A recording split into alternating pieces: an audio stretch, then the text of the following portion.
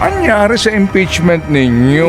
Kapag sinabi po ng Committee on Justice na hindi ground yan for impeachment, patay tayong bata ka.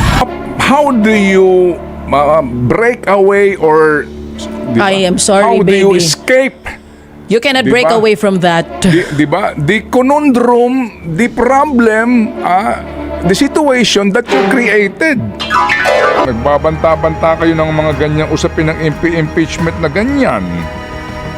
Eh, hindi naman pala natutuloy. Ay, kung hindi nila itutuloy yan, totoo yung sinasabi ni VP Sara. Ano yun? Yung parang ginagamit nyo lang siya para makapagpabida kayo kasi paparating yung eleksyon? House leaders ay kinausap po ng Presidente. Ang sabi daw ho nila fellowship. Pero huwag na ho tayo magpakatanga dito, di ba? Eh, ngayon, pag-uusapan talaga nila, paano ho nila didiskartehan ito? Paano kahuhulag po sa isyong sinimulan naman ng Kamara? Ang Kamara de Representante nag-imbestiga. They investigated the Vice President tungkol po sa COA report. At na meron nga silang mga nakita na mga deficiency o mga paglabag doon sa panuntunan. Although at the end of the day, hindi pa final yung committee report na yung pong findings ng COA kasi nga yung tempo'y appealable.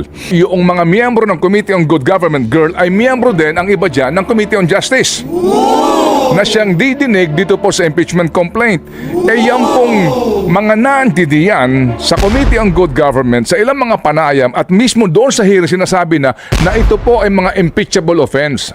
Yan ngayon ang ground ng impeachment complaint, particularly nitong pangalawang impeachment complaint ng grupo pong ng 50 mga individual na inendorso po ng Makabayan Black.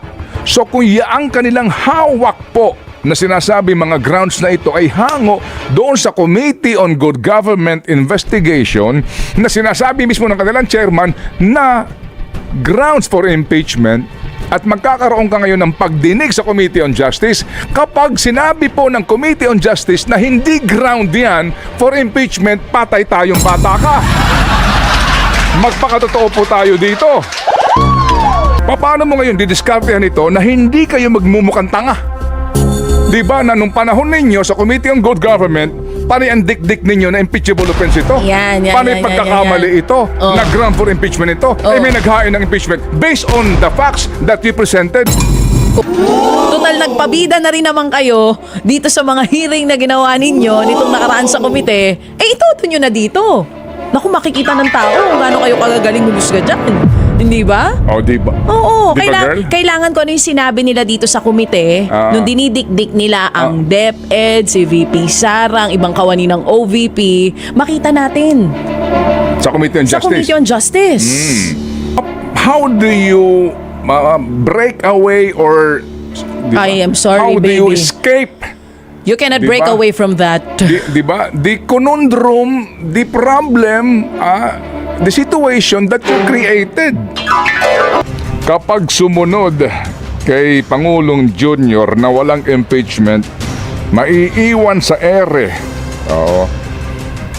ang komite at mga kongresista na nagpagamit daw at tumira because para to defeat the impeachment, kailangan ang findings na no substance. Eh paano yan? Eh galing sa inyo yung substance. Kung pinag-usapan nila yung impeachment complaint ng fellowship, parang, Mr. President, paano to? Paano tayo lulusot dito? Hindi pwedeng dito ituloy kasi kami naglabas ng mga ebidensya para naman kami susunugin niyo sa sarili naming mantika. Hindi kami papayag niyan. Sige. Ngayon, paano kayo kakalas dyan sa sitwasyon na yan? Tandaan ninyo, kapag hindi naman daw na-impeach o hindi nyo mapaalis sa pwesto itong isang nakaupo na substitute na Vice Presidente, kapag may nangyari dyan, sa nakaupo, wag naman po sana ipahintulot. Pag may nangyari, sino magiging Presidente? Di yung ninominate ng Pangulo. Ha? Yung inonominate. Hindi. Pag may nangyari, sino magiging Presidente? Di itong Ito na. Itong pinitpit ninyo. Yung ginisa nyo. Inday Sara.